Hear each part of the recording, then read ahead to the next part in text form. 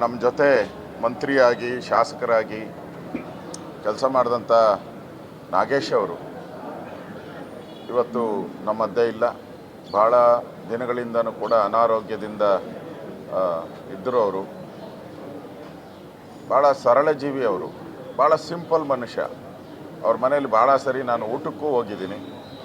ಅವ್ರ ಜೊತೆ ಒಳ್ಳೆಯ ಒಡನಾಟ.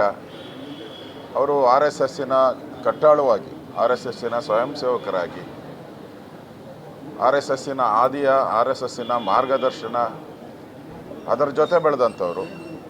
ಅವ್ರು ಯಾರು ಜನಗಳ ಮಧ್ಯೆ ಇದ್ದರೆ ಅವ್ರನ್ನ ಯಾರು MLA ಅಂತಲೇ ಇರಲಿಲ್ಲ. ಅಷ್ಟು ಸರಳವಾಗಿ ಜನಗಳ ಜೊತೆ ಬೆರೀತಾಯಿದ್ರು. ಆ ಒಂದು ಕ್ಷೇತ್ರದಲ್ಲಿ ಅವರ ಸಮುದಾಯ ಇಲ್ಲದೇ ಇದ್ದರೂ ಕೂಡ ಅವ್ರು ಗೆಲ್ತಾಯಿದ್ರು. ಅವರು ಅಂದರೆ ಅಷ್ಟು ಪ್ರೀತಿ ಪಾತ್ರರಾಗಿ ಕೆಲಸ ಮಾಡಿದ್ದಾರೆ. ಅವರು ಎಜುಕೇಷನ್ ಮಿನಿಸ್ಟರ್ ಆಗಿದ್ದಾಗ ವಿವೇಕ ಶಾಲೆಗಳನ್ನು ಪ್ರಾರಂಭ ಮಾಡಿ ಆ ಶಾಲೆಗಳಿಗೆ ಒಂದು ಕಾಯಕಲ್ಪ ಕೊಟ್ಟರು. ಭಾರತೀಯತೆ, ಭಾರತದ ವಿಚಾರಗಳನ್ನು, ನಮ್ಮ ದೇಶ ಭಕ್ತಿ ಮೂಡಿಸುವಂಥ ಒಂದು ವಿಚಾರಗಳನ್ನು ಭಾಳ ಪ್ರಖರವಾಗಿ ಅವರು ಎಜುಕೇಷನ್ ಮಿನಿಸ್ಟರ್ ಆಗಿದ್ದಾಗ ತಂದಂಥದ್ದು ಇದೆ. ಭಾಳ ದುಃಖದ ಸಂಗತಿ. ಇವತ್ತು ಅವರು ನಮ್ಮ ಮಧ್ಯೆ ಇಲ್ಲ.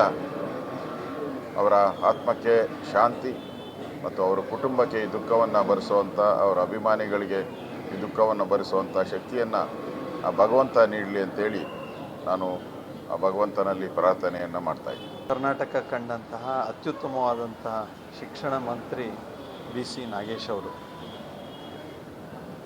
ನಾಗೇಶ್ ಅವರು ನಾವೆಲ್ಲ ಕಳೆದ 40-45 ವರ್ಷಗಳಿಂದ ಸ್ನೇಹಿತರಾಗಿ ಜೊತೆಯಲ್ಲಿ ರಾಷ್ಟ್ರೀಯ ವಿಚಾರಕ್ಕೋಸ್ಕರವಾಗಿ ಕೆಲಸ ಮಾಡಿದಂಥವ್ರು.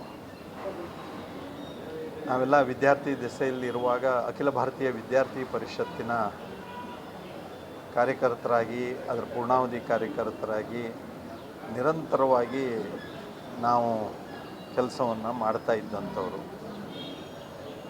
ನಮ್ಮ ತಂಡಕ್ಕೆ ಎಲ್ಲರೊಂದಿಗೆ ಆತ್ಮೀಯವಾಗಿ ಬೆರೆತು ಸ್ನೇಹಿತನಾಗಿ, ಕುಟುಂಬದ ಸದಸ್ಯನಂತೆ, ಫ್ರೆಂಡ್, ಗೈಡ್ ಆ್ಯಂಡ್ ಫಿಲಾಸಫರ್ ಅಂತ ಹೇಳ್ತಾರಲ್ಲ, ಆ ರೀತಿಯಾಗಿ ಕೆಲಸ ಮಾಡ್ತಾ ಇದ್ದಂಥ ವ್ಯಕ್ತಿತ್ವ ನಾಗೇಶ್ ಅವರದು. ತಂದೆ ಚಂದ್ರಶೇಖರಯ್ಯನವರು ಮಾಜಿ ಶಾಸಕರು. ವಿದ್ಯಾರ್ಥಿ ಪರಿಷತ್ನಲ್ಲಿ ನಾಗೇಶ್ ಅವರು ನಿರಂತರವಾಗಿ ಕೆಲಸ ಮಾಡ್ತಾ ಇರುವಾಗ ಅವರ ಕುಟುಂಬದವರೆಲ್ಲರ ಪೂರ್ಣ ಪ್ರೋತ್ಸಾಹ, ಬೆಂಬಲ ಸಿಕ್ಕಿರೋದನ್ನು ನಾನು ಕಣ್ಣಾರೆ ನೋಡಿದ್ದೇನೆ. ಅದನ್ನು ಸ್ಮರಿಸ್ಕೊಳ್ತೀನಿ. ಇಂಜಿನಿಯರಿಂಗ್ ಪದವೀಧರರಾಗಿ ನಾಗೇಶ್ ಅವರು ಈ ಒಂದು ರಾಷ್ಟ್ರ ಸೇವೆಗೆ, ಈ ಒಂದು ರಾಷ್ಟ್ರೀಯ ವಿಚಾರಕ್ಕೆ ಬದ್ಧವಾಗಿ ಕೆಲಸ ಮಾಡ್ತಾ ಇದ್ದಂಥದ್ದು ಬಹಳ ಅಭಿಮಾನ ತರುವಂಥದ್ದು. ಅವರ ವ್ಯಕ್ತಿತ್ವ ಮುಂದಿನ ಯುವ ಪೀಳಿಗೆಗಳಿಗೆ ಮಾದರಿಯಾಗಲಿ ಅಂತ ನಾನು ಭಗವಂತನಲ್ಲಿ ಪ್ರಾರ್ಥಿಸ್ತೇನೆ. ಅವರ ಆತ್ಮಕ್ಕೆ ಚಿರಶಾಂತಿ ಕೋರ್ತೇನೆ.